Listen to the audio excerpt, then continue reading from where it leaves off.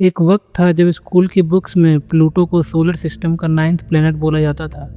बच्चे उसका नाम याद करते थे, साइंटिस्ट उसकी फ़ोटो लेने का सपना देखते थे और दुनिया मानती थी कि प्लूटो हमारे सोलर सिस्टम का आखिरी प्लेनेट है। लेकिन फिर सिर्फ एक डिसीजन ने सब कुछ बदल दिया। 2006 की एक मीटिंग, कुछ साइंटिस्ट और प्लूटो से उसका प्लेनेट होने का टाइटल छीन लिया गया।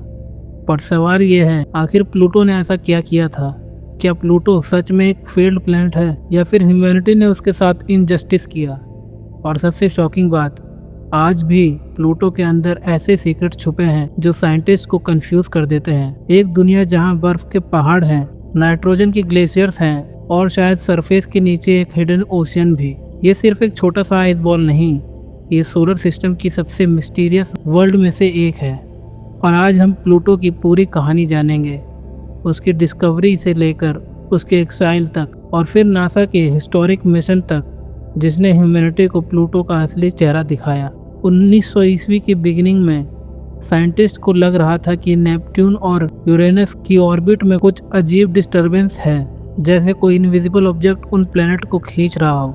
अमेरिकन एस्ट्रोनॉमर पेर्साइवल लोवेल का पूरा यकीन था कि नेपट्यून के बाद भी एक और प्लैनेट एग्जिस्ट करता है। उसने उस मिस्टीरियस ऑब्जेक्ट का नाम दिया प्लैनेट एक्स।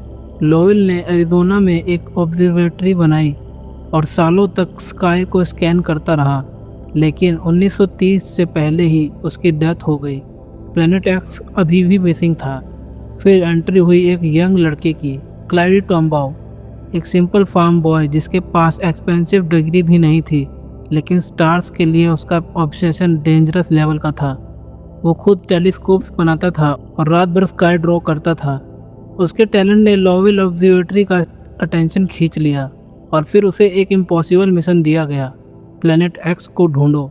क्लाइड हर रात स्काई की थाउजेंड्स फोटो कंपेयर करता था। इमेजिन करो, एक एक स्टार को मैन्युअली देखना, आवर्स नहीं मंथ्स तक। और फाइनली 18 फरवरी 1930 उसने एक टाइनी मूविंग डॉट नोटिस किया, एक छोटा सा ऑब्जेक्ट जो स्टार के बीच स्लोली मूव कर रहा था। ह्यूमैनिटी ने पहली बार प्लूटो को देखा था।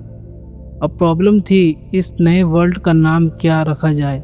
थाउजेंड सजेशंस आए, लेकिन विनर बनी एक 11 साल की लड़की, विनीता बेर्नी। उसने सजेस्ट किया प्लूटो, रोमन माइथोलॉजी का God of the underworld. Perfect नाम, क्योंकि प्लूटो सोलर सिस्टम के अंधेरे और ठंडे एज पर था। और एक हिडन डिटेल और भी थी, प्लूटो के फर्स्ट 2 लेटर पी और एल एक्चुअली पेर्साइवल लोवेल को ट्रिब्यूट था, जिस आदमी ने प्लैनेट एक्स का ड्रीम देखा था। साइंटिस्ट इनिशियली सोच रहे थे कि प्लूटो अर्थ जितना बड़ा होगा, लेकिन रियलिटी शॉकिंग थी। प्लूटो मून से भी छोटा निकला। उसका डायमीटर सिर्फ अराउंड 2377 किलोमीटर्स है, यानी कि विड्थ से भी कम, और टेम्परेचर -230 डिग्री सेल्सियस के आसपास। इतना कोल्ड कि वहाँ की हवा भी फ्रीज हो सकती है। लेकिन प्लूटो सिर्फ छोटा नहीं, वियर्ड भी है। बाकी प्लैनेट्स मोस्टली एक स्ट्रेट प्लेन में ऑर्बिट करते हैं, पर प्लूटो, उसकी ऑर्बिट टाइटल्ड है और एक्सट्रीमली ओवल शेप की है। कभी कभी तो प्लूटो नेपट्यून से भी सन क्लोजर आ जाता है। 1989 से 1999 तक एग्जैक्टली यही हुआ था।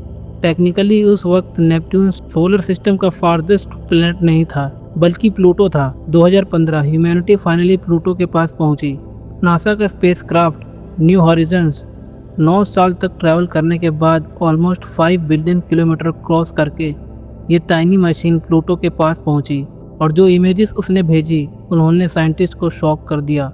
प्लूटो डेड वर्ल्ड नहीं था, उसके सरफेस पर माउंटेन्स थे, ग्लेशियर थे और सबसे फेमस एक जाइंट हार्ट शेप। साइंटिस्ट ने उस रीजन का नाम रखा टॉम्बाउ रीजन, क्लाइड टॉम्बाउ के हॉनर में। प्लूटो पर जो माउंटेन्स माइल हैं वो वाटर आइस से बने हुए हैं, लेकिन ट्विस्ट ये है, प्लूटो पर वाटर आइस पाथर की तरह बिहेव करती है। इतनी ठंड में पानी की बर्फ स्टील से भी हार्ड हो जाती है, और माउंटेन्स की हाइट 3 से 4 किलोमीटर तक है। इमेजिन करो, हिमालय जैसी जाइंट आइस स्ट्रक्चर एक टाइनी ड्वार्फ प्लैनेट पर, और उन माउंटेन्स के बीच नाइट्रोजन स्नो और मेथन फॉरेस्ट प्रेजेंट है। न्यू हॉरिजन्स ह्यूमैनिटी के ग्रेटेस्ट स्पेस मिशन में से एक था। 2006 में लॉन्च हुआ इतना फास्ट स्पेसक्राफ्ट कि मून तक सिर्फ 9 आवर्स में पहुंचा जा सकता था। जर्नी के दौरान उसने जुपिटर का ग्रेविटी असिस्ट यूज़ किया और फाइनली 14 जुलाई 2015 स्पेसक्राफ्ट प्लूटो के पास से सिर्फ अराउंड 12,500 किलोमीटर डिस्टेंस पर फ्लाई किया। उस वक्त अर्थ से सिग्नल आने में 4.5 घंटे लगते थे। मतलब अगर कुछ गलत होता तो ह्यूमंस कुछ नहीं कर सकते थे। एंटायर मिशन एटोनमस था और जब फर्स्ट क्लियर इमेज अर्थ पर आई, साइंटिस्ट लिटरली इमोशनल हो गए। डेकेड्स का ड्रीम फाइनली कंप्लीट हो गया था। न्यू हॉरिजन्स ने कुछ अनबिलीवेबल चीज़ डिस्कवर की। प्लूटो पर जाइंट आइस प्लेन्स हैं जिन पर इम्पैक्ट क्रेटर्स ऑलमोस्ट नहीं हैं, मतलब सरफेस यंग है। कुछ तो कंटिन्यूसली यूज रिशेप कर रहा है। साइंटिस्ट को कुछ स्पेशियस लगा, शायद प्लूटो के अंदर लिक्विड ओशियन हो सकता है। हाँ, एक हिडन अंडरग्राउंड ओशियन।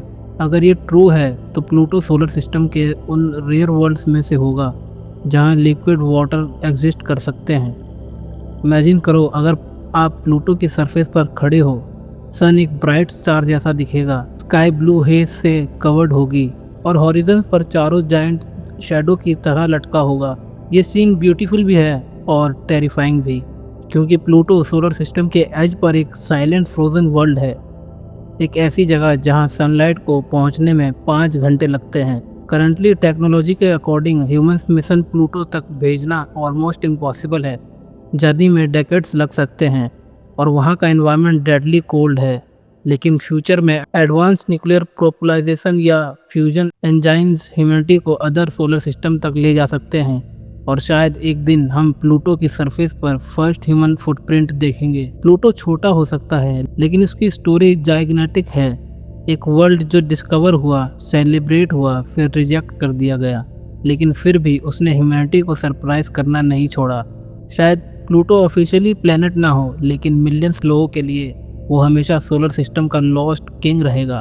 और शायद इसी वजह से प्लूटो स्पेशल है। यूनिवर्स में कुछ चीज़ें साइज से इम्पोर्टेंट नहीं होती, कभी कभी सबसे छोटी वर्ल्ड्स ही सबसे बड़े सीक्रेट्स छुपा कर रखती है।